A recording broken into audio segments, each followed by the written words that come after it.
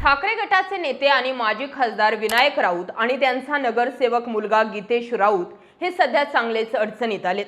त्यांच्या संपूर्ण कुटुंबियांविरोधात त्यांची सून गिरिजा राऊत यांनी ठाण्यातील कापूरवावडी पोलीस ठाण्यात गंभीर स्वरूपाची फिर्याद दाखल केली आहे। या तक्रारीनंतर गिरिजा राऊत यांनी पत्रकार परिषद घेऊन आपल्यावर झालेल्या छळाचा पाढाच वाचलाय।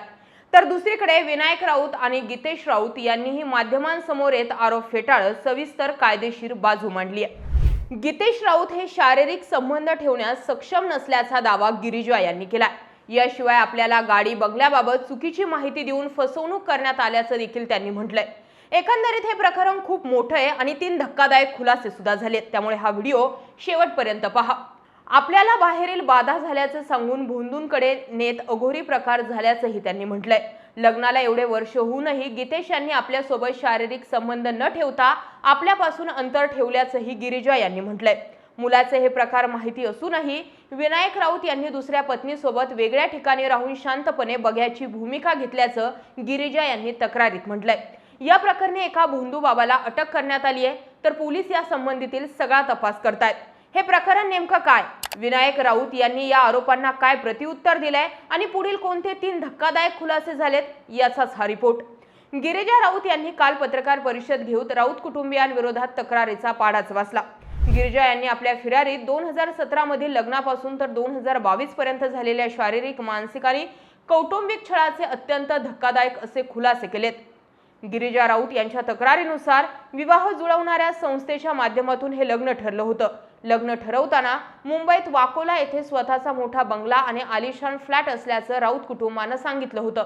मात्र लग्न झाल्यानंतर आमची वरात थेट वाकोला येथील एका झोपडपट्टी वजा निवासस्थानी नेण्यात आली। लग्न झाल्यानंतर आम्ही 6 दिवसांसाठी उटी येथे हनीमूनला गेलो होतो। मात्र तिथे पती गीतेश राऊत यांनी शारीरिक संबंध ठेवण्यास पूर्णपणे टाळाटाळ केली। यावर जाब विचारला असता त्यानं लग्नात शारीरिक संबंध अजिबात महत्त्वाचे नसतात, मेंटल कनेक्ट असणं गरजेचं आहे, तसेच मला हनीमूनचा कंटाळा येतो असं म्हणत तो दूर पळायचा।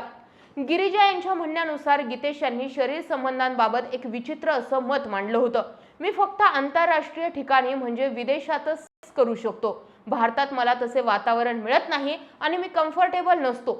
मुंबईच्या घरी जवळीक साधण्याचा प्रयत्न केल्यास, इथे आवाज केल्यास आईला सगळं ऐकू जाईल असं सांगायचा, तर मालवण किंवा तळगाव येथील मूळ घरी गेल्यास इथे खाली मदतनीस रवी दादाला सगळं ऐकू जाईल अशी कारणे देऊन गीतेश नेहमीच लांब राहायचा असा आरोप गिरिजा यांनी केलाय। जवळीक साधल्यास तो मला दूर लुटून, मी खूप नाजूक मुलगा आहे, तू मला अशी कशी हात लावतेस, तुला अक्कल आहे का, असं म्हणत तो गीतेश दूर जात असल्याचा आरोप सुद्धा गिरिजा राऊत यांनी आपल्या तक्रारीमध्ये केला। 2018 मध्ये गीतेश आणि गिरिजा हे ऑस्ट्रेलिया दौऱ्यावर गेलेले असताना गिरिजा यांनी पुन्हा शारीरिक संबंधांवरून संवाद साधण्याचा प्रयत्न केला। त्यावेळी गीतेशने त्यांना अत्यंत क्रूरपणे शिवीगाळ करत मारहाण केली आणि तू जर मला पुन्हा हात लावलास तर तू विधवा होशील अशी थेट धमकी दिली। या सगळ्या वादानंतर ऑस्ट्रेलियातच गीतेशने काही खायला न देता उपाशी ठेवल्याचा आरोप सुद्धा गिरिजा यांनी केलाय।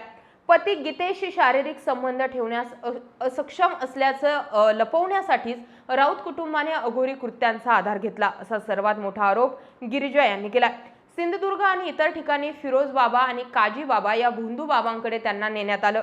तिथे त्यांच्या डोक्यावरचे केस बळजबरीने कापण्यात आले, जिवंत कोंबडे अंगावरून उतरवलं गेलं, कणकेच्या बाहुल्या करून त्यावरती उतारे करण्यात आले आणि त्यांना बळजबरीने गोमूत्र प्राशन करायला लावल्याचा गंभीर आरोप जो आहे तो गिरिजा यांनी आपल्या तक्रारीमध्ये केला। गिरिजा यांना हायपोथायरॉइडचा त्रास नसतानाही त्यांना मासिक पाळी पुढे ढकलण्यासाठी आणि इतर कारणांसाठी बळजबरीने औषधांच्या गोळ्या घेण्यास भाग पाडलं गेलं। पत्रकार परिषदेत गिरिजा राऊत यांनी म्हटलंय की राऊत कुटुंबाची मोठी राजकीय पार्श्वभूमी असल्यानं आणि आज ना उद्या परिस्थिती सुधारेल, सुखाने संसार होईल या आशेनं मी 7 वर्ष हे सर्व सहन केलं। प्रत्येक गोष्टीत त्यांनी सुरुवातीपासून खोटं बोलून पूर्ण प्लॅनिंगने आमचा घात केल्याचं गिरिजा यांनी म्हटलंय। माजी खासदार विनायक राऊत यांनी स्वतः आणि त्यांचा मुलगा गीतेश राऊत यांच्यासह माध्यमांसमोर येत सून गिरिजा राऊत यांचे सर्व आरोप खोटे आणि कपोलकल्पित असल्याचं सांगत पूर्णपणे फेटाळून लावलेत। विनायक राऊत यांनी स्पष्ट केलंय की सून गिरिजा आणि मुलगा गीतेश हे गेल्या 3 वर्षांपासून एकमेकांपासून पूर्णपणे स्वतंत्र आणि वेगळे राहत आहेत, त्यामुळे आता त्यांच्यात कोणतीही कौटुंबिक देवाणघेवाण नव्हती। राऊत यांच्या म्हणण्यानुसार गेल्या महिन्यातच या दोघांच्या घटस्फोटाची याचिका सुद्धा न्यायालयामध्ये दाखल करण्यात आलेली आहे। या केसमध्ये तडजोड करण्यासाठी दोन्ही बाजूंच्या वकिलांनी एक बैठक सुद्धा घेतली होती। या बैठकीत गिरिजा हिने राऊत कुटुंबाकडे तब्बल 12,50,00,000 रुपयांची अवाजवी मागणी केली होती। यामध्ये 5 कोटी रुपये रोख रक्कम, मुंबईमध्ये एक आलिशान 3 BHK टेरेस फ्लॅट, मानसिक त्रासापोटी 2 कोटी रुपये, एक ऑटोमॅटिक आलिशान कार आणि दरमहा 2 लाख रुपये घर खर्च मागितला होता। विनायक राऊत यांच्या म्हणण्यानुसार आम्ही ही खंडणी वजा अवाजवी मागणी पूर्ण करण्यास साफ नकार दिला आणि या सगळ्या गोष्टींचा राग मनात धरून आम्हाला ब्लॅकमेल करण्यासाठी आणि राजकीय सोबतच सामाजिक पातळीवर आमची बदनामी करण्यासाठी हे नाट्य रचलं गेलं होतं। या संपूर्ण प्रकरणामागे मोठे राजकीय षडयंत्र असल्याचा आरोप देखील माजी खासदार विनायक राऊत यांनी केला। राऊतांनी गिरिजा यांच्या आरोपांमधील विसंगतीवरती बोट ठेवत प्रश्न उपस्थित केला। गिरिजा स्वतः सांगते की हे अघोरी प्रकार 2018 ते 2022 या काळात घडले आणि त्या दरम्यान तिचे आई वडीलही सोबत असायचे। जर आई वडिलांच्या संरक्षणात असं प्रकार घडत होते तर तिने तेव्हाच पोलिसांमध्ये तक्रार का दाखल केली नाही? 4 वर्षांनंतर थेट 2026 मध्येच ही तक्रार का केली जाते? याचं सगळं कारभार स्पष्ट होत असल्याचं देखील राऊतांनी म्हटलंय। हे प्रकरण आता न्यायालयात प्रलंबित असून 23 जुलै रोजी यावर सुनावणी होणार आहे। आम्ही सर्व पुरावे न्यायालयासमोर ठेवू आणि न्यायदेवता आम्हाला नक्कीच न्याय देईल असा विश्वास विनायक राऊत यांनी व्यक्त केलाय।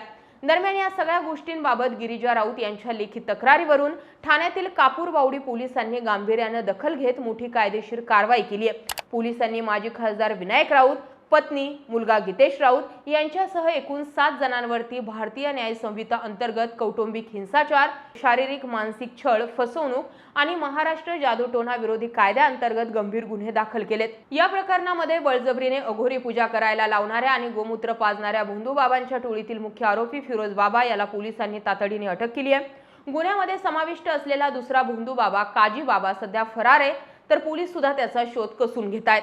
विनायक राऊत यांच्या म्हणण्यानुसार तर खरोखर या आरोपांमागे काही राजकीय सहभाग आहे का? गिरिजा यांनी आत्ताच यावर पत्रकार परिषद घेऊन आरोप का केले? गितेश यांनी खरोखर हा छळ केलाय का? याबाबत अजून बरेचसे तपशील समोर येणार आहेत।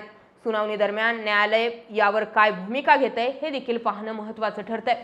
तुम्हाला काय वाटतंय? गिरिजा राऊत यांनी केलेले आरोप हे गांभीर्याने घेण्यासारखे आहेत का, की हा खरोखर एक कौटुंबिक वाद आहे आणि याही वादाला नाण्याच्या 2 बाजू आहेत? यावरती जरूर व्यक्त व्हा। जय महाराष्ट्र।